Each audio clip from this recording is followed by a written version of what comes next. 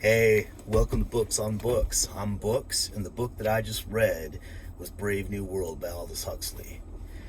Brave New World was published in 1932, and Aldous Huxley imagined a world 600 years in the future. And the story takes place in this world, and it reveals a lot of things about ourselves, and I think it's worth considering. I think it's as worth reading today as it ever was, because of the way we live today. Now, you're all familiar with 1984, I hope. I'll get into that later. 1984, a tyrannical surveillance state. Brave New World is something completely different. Brave New World is a future where technology takes us is the point where we make all people in a lab. In other words, women no longer have to give birth and carry children. The only thing that they do is provide the egg, and people, because they have complete control over making people, they make 5 different kinds of people. They make alphas, betas, deltas. Oh shoot, man, I can't remember. Uh, Gammas and epsilons. But point being is these different tiers of people, different tiers of intelligence and capability. They're made specifically to just serve this brave new world where there's order, there's security at all times, and it's fascinating. The biggest thing about this brave new world that I think is a parallel, well, gosh, there are a number of parallels, but one of the biggest parallels with our world today is the way that the people are controlled. Is pleasure is just there. It's there for the taking. That people get exactly what they want, and they're designed to want exactly what they should. One of the things that changes, because, and I think this is interesting, that Huxley wrote this book before the advent of the birth control pill. But he still created this world where women did not, where sex and childbirth had been separated from each other. From I don't think it could be separated from the human psyche, but it's separated as a physical consequence in life. And in Brave New World, all women are sterile, and men and women are encouraged to just all hook up with each other, so that there are no real relationships, because in this Brave New World they abolish the family, and there's no such thing as a mother and a father. I mean, those are bad words. Son and daughter, those are bad words, because I would suppose you might look at the imperfections in society and see how so much conflict happens in families, between families. Now, I would suppose that conflict is just part of human nature. It's inextricably connected to the life experience, and I think I'm just gonna put this video up right here. Just start with this. It's terrible, but whatever. I don't know how to edit. I'm gonna have to learn how. But at any rate, so Brave New World,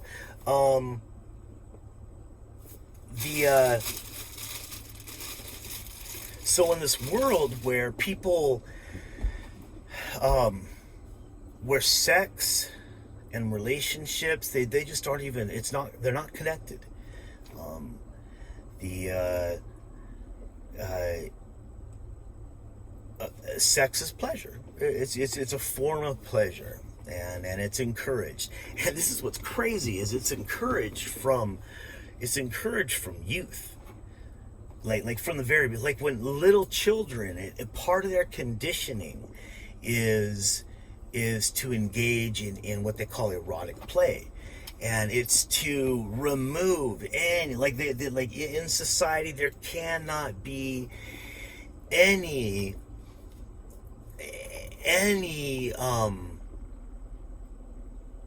anything to appear even slightly abnormal about men and women all just engaging sexually with each other.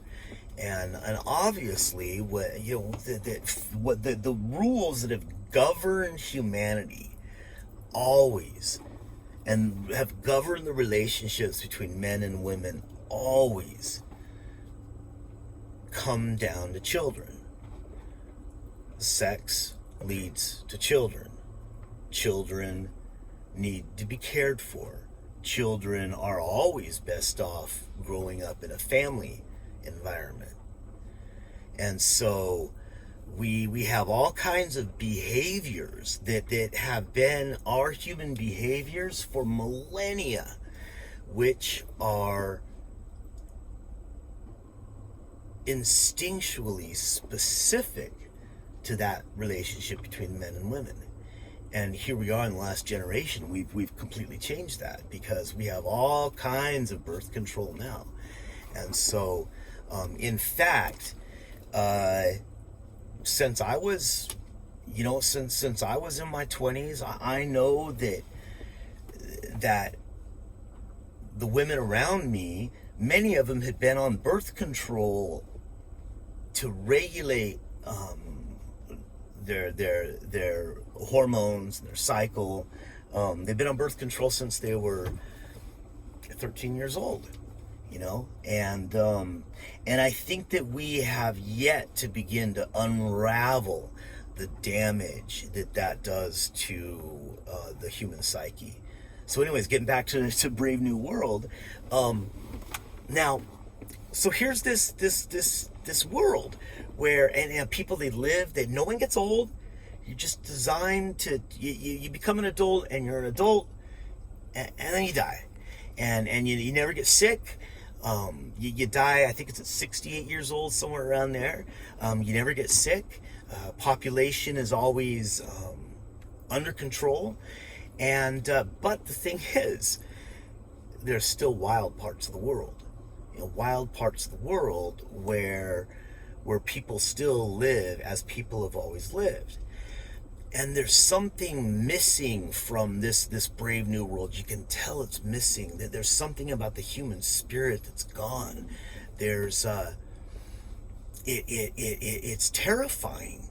This world where there's real no play between good and bad, and struggle and success, and bonds formed between people, and struggling to be able to make your way through this life.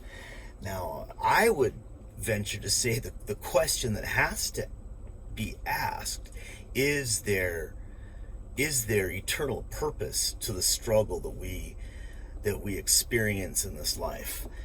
I believe that there is, and I believe that this struggle that is inextricably part of being alive.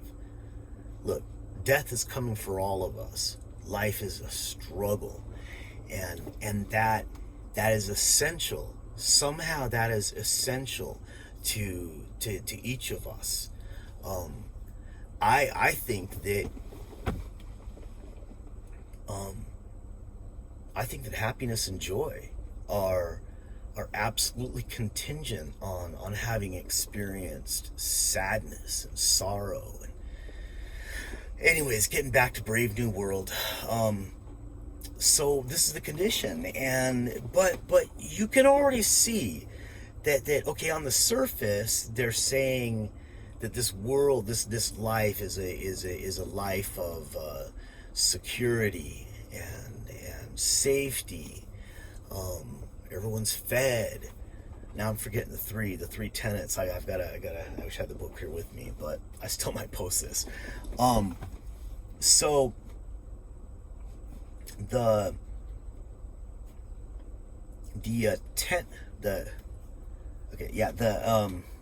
anyways, the people who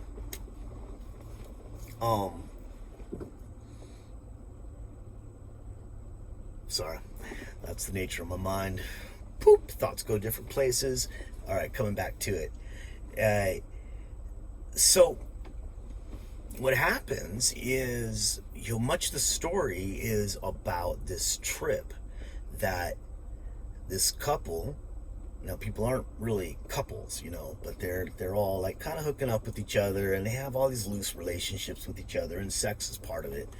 But this couple, they go to the reservation where the people still live wild, and there they find someone who has the works of Shakespeare. And I think that's very appropriate, especially in 1932. I don't think Shakespeare will ever lose relevance. It just can't. Anyways, and I guess where I'm going to go with that, I don't want to tell the rest of the story, but the most important point to me in points in this book are, one, that the fact that people are made in labs, that sex and making children are not even connected anymore. And the other thing is that the way that peace is maintained is through pleasure. Pleasure is easily accessible to everyone, and that pleasure pacifies. It's a pleasure is the opiate of the masses. And I can't help but to think about how like it's happened at an accelerated pace where now it's so easy to get onto one of the apps. I guess I've yet to mess around with TikTok, but it's easy to get on an app. I've seen the way that YouTube does the short videos and everything. And it's just everything just bam, bam, bam, bam, bam, bam, bam. And you watch the way that films are made. Just edit. Because you can do it now. All that editing was an awful lot of work back in the day, and so back in the day you'd have much longer shots. But I really feel like we're going through some crazy growth pains right now. Cultural growing pains worldwide. I think that we're making a lot of important decisions right now about where we're going to go. Who are we? And I'm not going to make any attempt to hash that out right now. But I do recommend you read Brave New World by Aldous Huxley. I think you'll find some real gems in there that help you look at the world today and ask a lot of really cool questions. And I think you find it exciting. This life is amazing. This world is beautiful. The things that people have created are incredible. The art, the architecture, the stories of people's lives. We all live these lives of ups and downs. We all experience pain and sorrow, and I hope we all experience joy and happiness. I really believe that ultimately that's our purpose, is to know joy.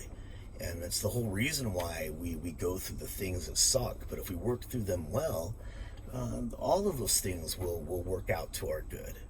Anyways, thank you for watching this. I'd be really surprised if anybody watched this to the end, but if you did, I appreciate it.